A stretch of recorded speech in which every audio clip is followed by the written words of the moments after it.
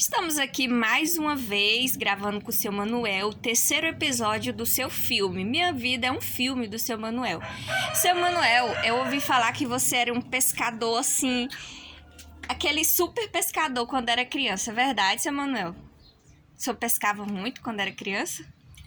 É verdade. Inclusive, a partir do momento da grande palavra que saiu da boca da minha mãe quando eu peguei o primeiro peixe que não aguentei tirar do rio, que foi ela que me ajudou a tirar, que eu era bem novinho, a partir daquele momento, quando ela disse que eu era um homem de grande sorte na pescaria, que eu tinha pegado o pior, ela saiu contando para todo mundo, e eu passei a me incentivar e colocar dentro de mim uma tarefa de desempenhar aquela palavra que tinha saído da minha mãe, de ser uma pessoa abençoada. E eu passei a parar e pensar o que eu fazia, sem dinheiro, sem conhecimento, para me tornar um pescador.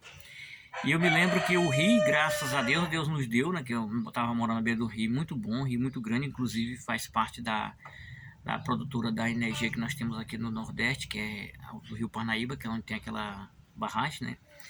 E fica muito em cima, quase a penúltima cidade do sul do Maranhão, que é Taça Fragoso. Na época, o rio era bem mais, para te falar a verdade, um rio que eu estou contando a história de 40 anos atrás, né? E o rio era tinha muito peixe. Eu não sei nem se nessa época já tinham feito a barragem, mas tinha muito peixe mesmo.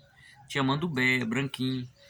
E eu me lembro de outra passagem que se refere à questão da pescaria, foi que quando eu comecei a pescar esses peixinhos, eu comecei a ir além, eu queria pegar peixe maior. E como eu não tinha nenhuma trajetória, eu fiquei pensando assim, sabe? Que o peixe grande, inclusive eu não tinha televisão na época para assistir, eu nunca tinha visto uma televisão. A gente lia nos livros, né? Eu já estava cursando já a segunda e a terceira série. E a gente lia nos livros de história que o peixe grande come os peixes pequenos. E a gente via uns vizinhos meus que pescavam, que tinha muita gente que vivia da pesca, que eles faziam a rede, eles não compravam rede de pescaria feita. Eles faziam a rede e botavam no rio e pegavam, né? E pegavam também uns peixinhos pequenos com a rede de malha pequena para colocar nos anzóis para pegar peixe. Então eu percebi ali, tomei aquele conhecimento que eles pegavam peixe grande com peixe pequeno, ainda bem nas redes. Como eu não tinha rede para pescar, eu fiquei observando um vizinho, que era um vereador lá da cidade, e ele comprava muito material para um filho dele adolescente, mais velho do que eu um pouquinho, fazer rede de pescar. E o filho, brincalhão, às vezes ele estava fazendo assim, conversando com os outros, dando aquele nó, ele errava quando estava assim um pedacinho de meio metro, de 1 metro, ele errava a malharia e ele só fazia quebrar aquela linha e jogar aquele restinho para fora. Ele estava aprendendo ainda, mas ele fazia uma boa malharia também. E aí teve um dia. Aí eu perguntei ele, rapaz, esse tanto de redinha pequena que você solta pra ir, você quer? Ele disse, não, esse é pra jogar no mar, tocar fogo. Tu quer ela? Leva pra tu brincar. Querendo ser homem ele já, rapazinho. E eu fui pegando lá em casa e amarrei essas coisinhas tudinho.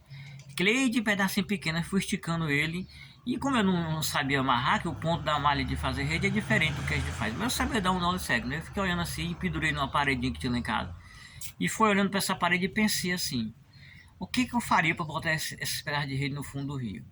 Aí eu peguei um anzol de pescar, fui lá na beira do remanso onde tinha uma moitona de folha na beira do rio. E cheguei lá, eu fiquei olhando assim, aí joguei o anzol com a milanga. E aí pegou um mandi grande. Aí eu fiquei olhando assim, aí meio-dia, que era a hora que tinha menos movimento no rio que eu ia. Quando eu cheguei lá um dia, eu cheguei com um peixão grande entrando para debaixo da moita lá, meio-dia. Eu voltei em casa.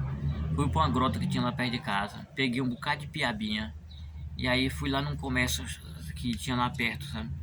E arrumei uns anzóis, aí meti umas 3 anzol com piaba, cortei um ganchinho de pau, tipo uma furquia assim, e aí botei esses anzóis amarrados com uns pedacinhos de meio palmo de linha, enfiei essas iscas, e peguei esse monte de pedacinho de rede, que era bem uns 10 pedacinhos, que o menino tinha me dado, e mergulhei, emendei tudinho nos outros assim, de várias formas, e cerquei aquelas iscas e fui meter debaixo daquela moita de pau lá, enfiado, com prego na ponta assim, e deixei lá.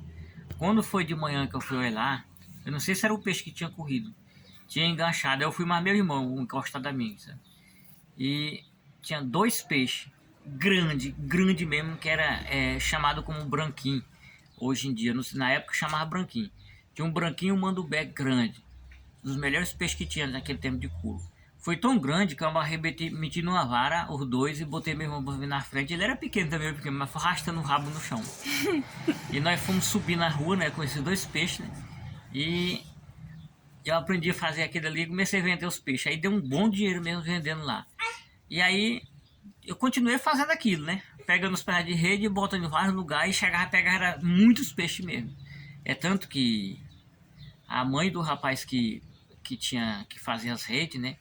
Inventou um fuxico lá dizendo que eu tava, porque os filhos dela tinham mais de 10 redes e botava no rispado no lugar que não tinha mato, né? E botava lá e pegava um peixe, dois. E eu chegava com 8, 10 peixes atrás. Então, essa semana de meio dia carregando peixe do rio pra casa, sabe? Aí ela inventou que disse que eu passava de madrugada roubando os peixes da rede dela, sabe? Que era pra esconder nas moitas pra carregar os peixes. O problema é que meus peixes estavam dentro das moitas de água que eu pegando com os pedaços de rede. Ele com a redonda solta lá e eu pegando. Então, pra mim foi uma grande vitória. Embora ela me acusou, mas isso só resta poder provar quando Deus vier buscar nós, porque ela já se foi, eu não quero mais conversar com ela também. E também não me interessa provar uma coisa que eu não fiz, né? O que me interessa é viver a vida. Então eu vi ela fazer aquilo, jogar na minha cara, assim, que eu tava roubando ela. E eu ficava calado, porque às vezes a gente tem que ficar calado. Quando eu ver o peixe maior, tá falando isso aí, talvez fosse hoje eu não ficaria, né? Mas naquela época eu era criança, sabe? Eu gostava de respeitar os mais velhos, mesmo me acusando, eu ficava calado.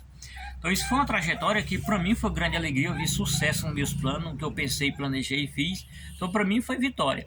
Aí a partir desse momento acabou a dificuldade de comer peixe, que eu passei a comprar foi de saco de arroz com os peixes que eu pegava. E eu passei já a acreditar que era um homem de sorte mesmo, comecei a trabalhar e graças a Deus sobrevivemos àquela crise, né? Aquela época de comer farinha de cuba com farinha, né? Aliás, farinha seca com peixe, né? E com carne de porco, quer dizer, eu passei a comprar arroz e eu passei a virar um pescador profissional, fomentando a renda, e aí fiquei um homem que, graças a Deus, me considerei muito abençoado. Nós vamos te contar outra história que chegou aqui, outra repórter me entrevistando aqui agora. Na próxima vídeo nós contamos mais essa trajetória, tá bom? Pois tchau, pessoal. Obrigada mais uma vez por compartilhar a sua vida. Tchau, seu Manuel. Tchau.